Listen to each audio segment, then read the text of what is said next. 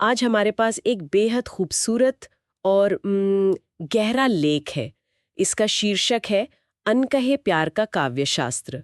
यह उन प्रेम कहानियों की आत्मा में झांकने की एक कोशिश है जो मतलब शोर शराबे से दूर खामोशी में सांस लेती हैं। और शायद यही इसकी सबसे बड़ी खूबी है।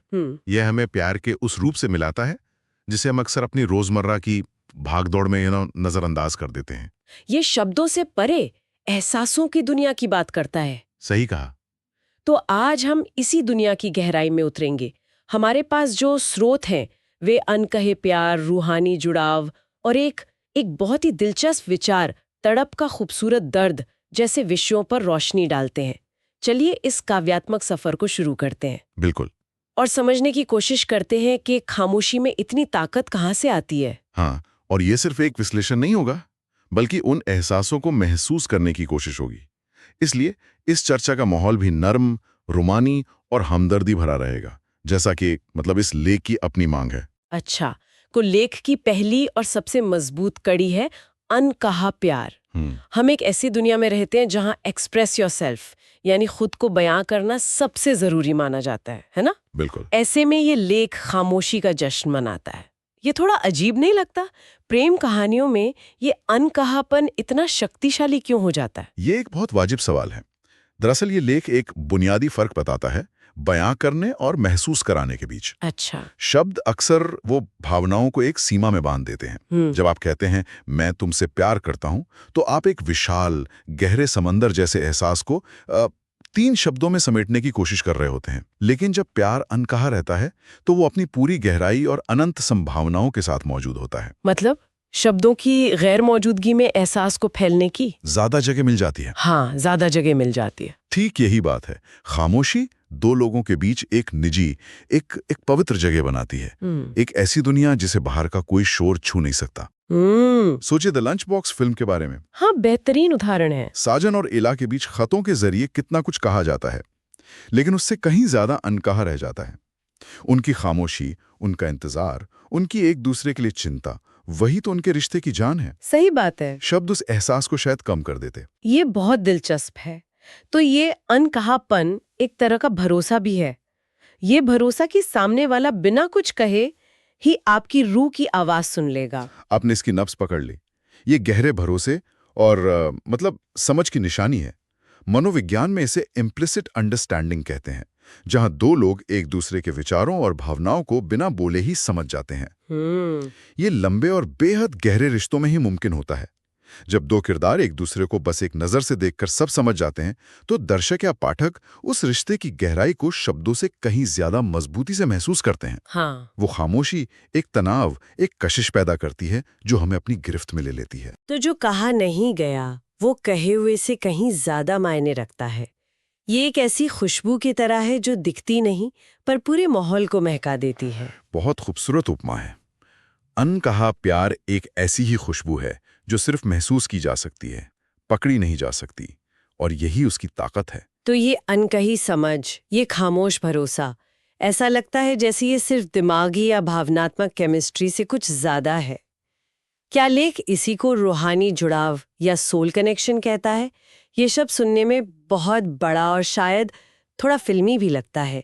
इसका असल मतलब क्या है? हाँ, ये शब्द अक्सर बहुत हल्के में इस्तेमाल होता है, लेकिन ये लेख इसे इसकी असल गहराई में देखता है।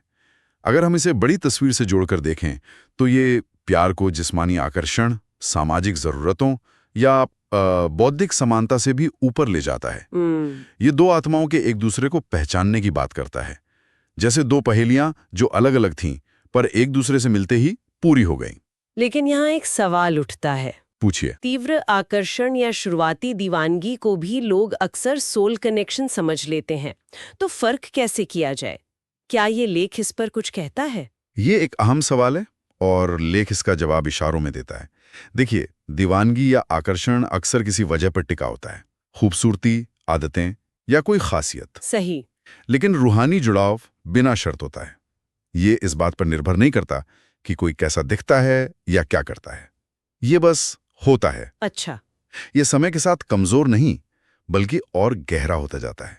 ये एक ऐसा पाक रिश्ता है जहां दो लोग सिर्फ एक दूसरे के साथ नहीं होते बल्कि एक दूसरे में होते हैं। एक दूसरे में होना, इसका क्या मतलब है? इसका मतलब है कि उनकी खुशियां और उनके गम अलग अलग नहीं रहते। एक की तकलीफ दूसरे को महसूस होती है, भले वह हजारों मील दूर हों। ये एक आध्यात्मिक बंधन है जो समय और दूरी की सीमाओं को भी पार कर जाता है। सोचिए राधा और कृष्ण के रिश्ते के बारे में। हाँ। उनका रिश्ता दुनियावी परिभाषाओं से परे था। वो एक रूहानी जुड़ाव था जहां शारीरिक मौजूदगी जरूरी नहीं थी। उनका प्यार आज भी आत्मा के स्तर पर महसूस किया जाता है। तो ये एक ऐसी समझ है जहां एक की खामोशी दूसरे के लिए सबसे ऊंची आवाज बन जाती है, जहां रिश्ते को किसी नाम या परिभाषा की जरूरत नहीं पड़ती। बिल्कुल वो बस अपने पूरे वजूद के साथ मौजूद होता है। बिल्कुल। ये वो एहसास है जहां आप किसी के साथ बैठकर घंटों खामोश रह सकते हैं और फिर भी ऐसा लगता है कि दुनिया की सबसे गहरी बातें हो गई हैं। लेख के अनुसार यही सच्चे और गहरे रोमांस की बुनियाद है। तो अगर दो आत्माएं इस तरह बिना शर्तों के जुड़ सकती हैं, तो फिर उनके बीच की दूरी या जुदाई का क्या मतलब रह जाता है? शायद यहीं से वो एहसास पैदा होता है जिसे लेख ने एक बहुत ही अनोखा नाम दिया है, तड़प का खूबसूरत दर्द। ईमानदारी से कहूं तो ये विरोधाभासी लगता है। दर्द भला खूबसूरत कैसे हो सकता है? हैं? और यहाँ ये लेख हमें दर्द को एक नए नजरिए से देखने के लिए कहता है। ये उस सवाल को चुनौती देता है कि क्या हर दर्द सिर्फ एक नकारात्मक एहसास है? लेख के मुताबिक प्यार में जो तड़प या कसक होती है, वो इस बात का सबूत है कि वो रिश्ता कितना जिंदा और गहरा है। ये वो इंतजार है, वो बेचैनी है जो किसी की मौजूदगी की कीमत का एहसास कराती है। लेकिन क्या इसमें एक खतरा नहीं है? क्या खूबसूरत दर्द का ये विचार असल जिंदगी की तकलीफ को जरूरत से ज्यादा और रुमानी नहीं बना रहा? मतलब कई बार तड़प सिर्फ तड़प ही होती है, उसमें कुछ भी खूबसूरत नहीं होता। बिल्कुल, ये तड़प उस प्यार की आग को जिंदा रखती है। तो ये तड़प प्यार की गहराई का एक पैमाना है। जैसे सोने को कुंदन बनने के लिए आग में तपना पड़ता है, वैसे ही प्यार भी इस तड़प की आंच में तपकर और ज्यादा कीमती हो जाता है। हाँ, और इसे एक और तरीके से देख सकते हैं। ये दर्द खूबसूरत इसलिए भी है क्योंकि इसमें एक उम्मीद छुपी होती है, मिलने की उम्मीद। उम्मीद। ये वो मीठा दर्द है जो जीने की वजह भी बन सकता है। ये आपको उस इंसान की, उस रिश्ते की कीमत हर पल याद दिलाता है। ये वो दर्द है जिसे कोई खोना नहीं चाहता, क्योंकि इस दर्द को खोने का मतलब होगा उस प्यार को ही खो देना। सही। ये एक बिटर स्वीट एहसास है, जैसे जैसे बारिश के बाद मिट्टी की सौंधी खुशबू, जिसमें एक ताजगी भी है और एक तरह की उदासी भी। तो अब तक हमने समझा कि ये लेख क्या दिखाने की बात करता है। अनकहा प्यार, रूहानी जुड़ाव और तड़प का दर्द। लेकिन इन बेहद नाजुक और गहरे एहसासों को पर्दे पर या पन्नों पर उतारना तो और भी मुश्किल होगा। बहुत मुश्किल। मुझे लगता है कि कैसे दिखाना है ये क्या दिखाने से भी ज्यादा अहम हो जाता है। आपने बिल्कुल सही दिशा में सोचा है। लेख का एक बहुत बड़ा हिस्सा इसी कला पर केंद्रित है। वो कहता है कि कहानी कहने का अंदाज नरम, रोमानी और हमदर्दी भरा होना चाहिए। अगर आप रूहानी मोहब्बत की कहानी को बहुत तेज तर्रार या सतही तरीके से सुनाएंगे तो उसका सार ही खत्म हो जाएगा। ये वैसा ही है जैसे किसी खूबसूरत गजल को रॉक म्यूजिक की धुन पर गाने की कोशिश करना। यानी कहानी और कहानी कहने के तरीके में एक रूहानी जुड़ाव होना चाहिए। बिल्कुल। लेख में करीबी काव्यात्मक बातचीत पर भी जोर दिया गया है। काव्यात्मक से क्या मतलब है? क्या इसका मतलब मुश्किल शब्द और शायरी का इस्तेमाल करना है? नहीं, बिल्कुल नहीं। काव्यात्मक होने का मतलब अलंकृत भाषा का इस्तेमाल करना नहीं है।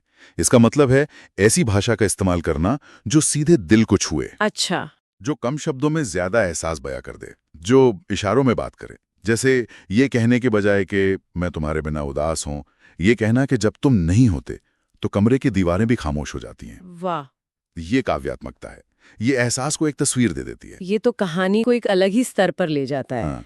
तो इसका मकसद सिर्फ कहानी बताना नहीं, बल्कि सुनने वाले या पढ़ने वाले को किरदारों के जज्बातों को महसूस कराना है। हाँ, ताकि वो उस प्यार का हिस्सा बन सकें। हाँ। ताकि वो भी उस खामोशी को सुन सकें, उस रूहानी जुड़ाव को महसूस कर सकें और उस खूबसूरत दर्द में शरीक हो सकें। जब कहानी कहने का अंदाज इतना अपना और करीबी होता है, तभी एक कहानी सिर्फ कहानी न रहकर एक एहसास बन जाती है। अंदाज में हमदर्दी होनी चाहिए ताकि दर्शक किरदारों के साथ हंसें, उनके साथ रोएं और उनके इंतजार को अपना इंतजार समझें।